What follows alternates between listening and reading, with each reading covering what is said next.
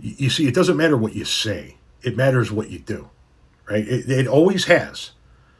Don't listen to what they say, watch what they do, right? That's what they always say. And you can say all day long that you are the administration for law and order. You are restoring the basic law and order principles of this country. But as this member of Congress rightfully points out in this hearing, you really forfeit the ability to say that when the very first act by this president's administration is to pardon a shit ton of criminals. So the Trump administration's focus on restoring law and order, you see that? I do. Okay.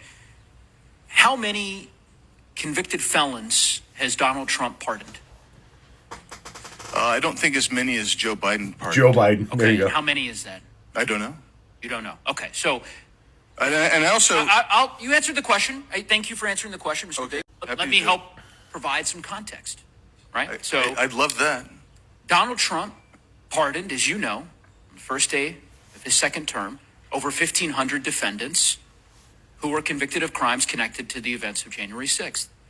That included a number of convicted felons who had been convicted, by the way, of crimes including assaulting police officers. That does not sound like restoring law and order to me. And I'm sure, as you are aware, many of those individuals, or certainly some of those individuals who were pardoned for violent offenses by President Trump, as you heard earlier today during the course of this committee proceeding, were then convicted of committing crimes after they were pardoned by President Trump.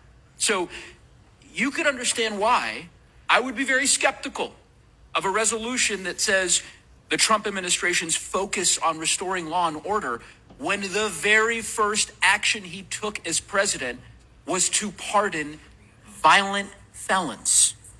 Seems like that is not restoring law and order. By the way, it's 33 so far, J6 defendants that have reoffended, that have committed crimes such as sexual assault with a child, rape. One of them resisted arrest with an officer at a traffic stop and was shot dead by that officer. 33 of these guys. But yes, that was Donald Trump's very first day in office. He signed a blanket pardon for 1,500 people charged with crimes that day, including people who have been who were sentenced to multiple decades in prison for their actions, helping to coordinate the efforts of January 6th.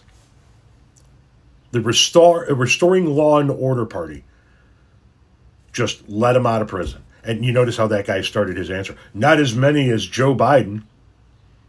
Well, first of all, Joe Biden wasn't running around talking about how he's the law and order president.